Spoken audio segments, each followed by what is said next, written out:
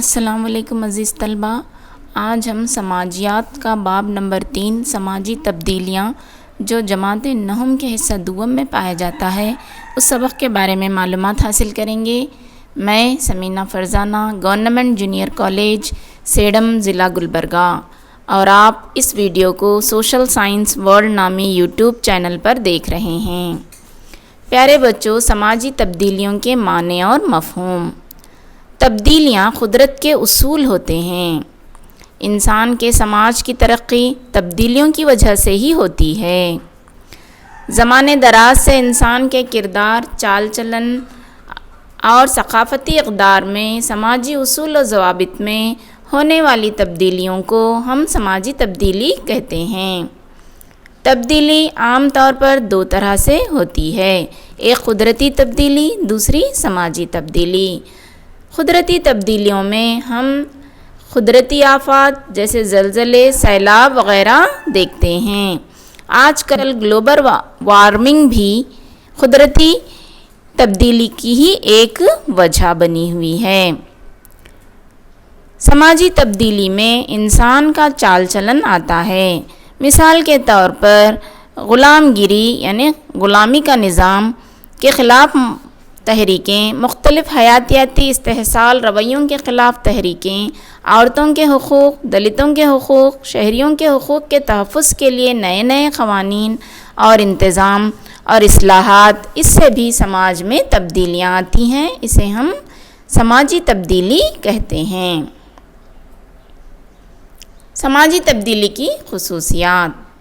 سماجی تبدیلیاں مسلسل ہوتی رہتی ہیں۔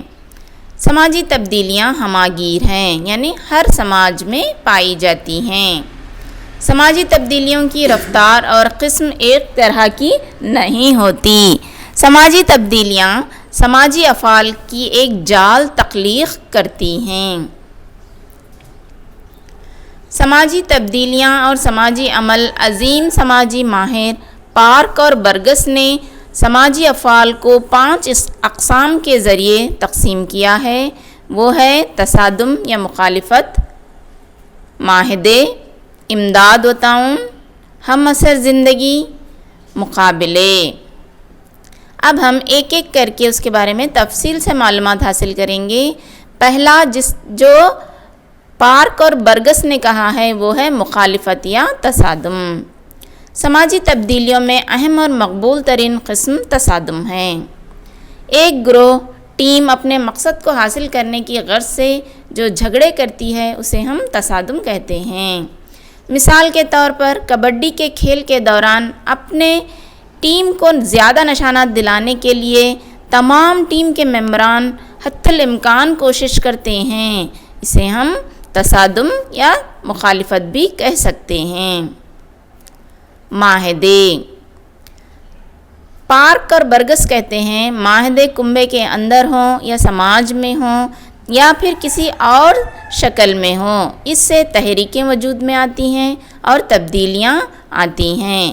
معاہدوں کے ذریعے سماج میں ہم ایک دوسرے کی احترامیت کا جذبہ پیدا کرتے ہیں۔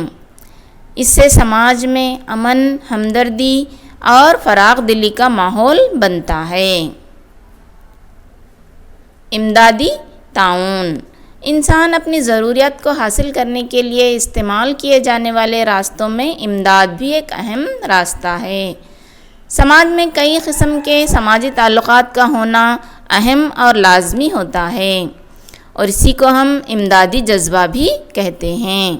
امداد 2 قسم کی ہوتی ہے، راست امداد اور بالواسطہ امداد۔ راست امداد کی مثال ہم دیکھیں گے تو ایک استاد اپنے شاگرد کو جو تعلیم دیتا ہے وہ راست امداد کہلاتی ہے۔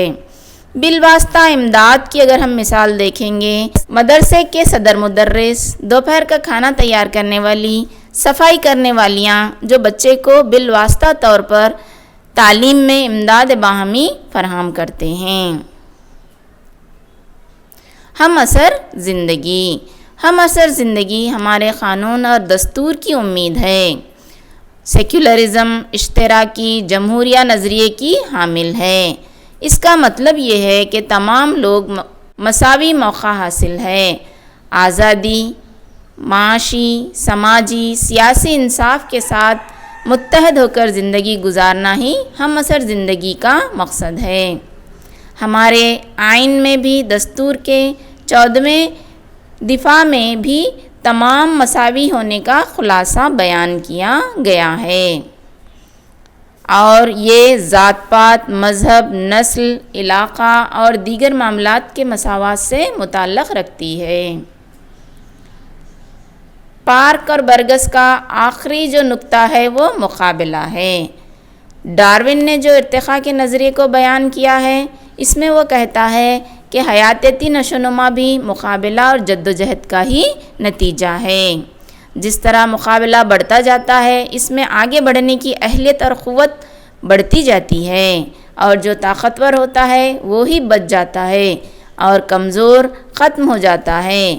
مگر انسانی سماج میں مقابلہ تو ہو، مگر مثبت طریقے سے، اس کے اثرات سماج پر منفی نہ پڑیں۔ مقابلہ ہیلدی ہونا چاہیے، تبھی سماجی تبدیلیوں میں بھی اچھے اثرات رونما ہوتے ہیں۔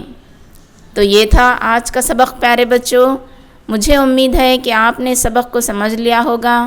شکریہ، اللہ حافظ، ہمیں اپنی دعاؤں میں یاد رکھیے گا۔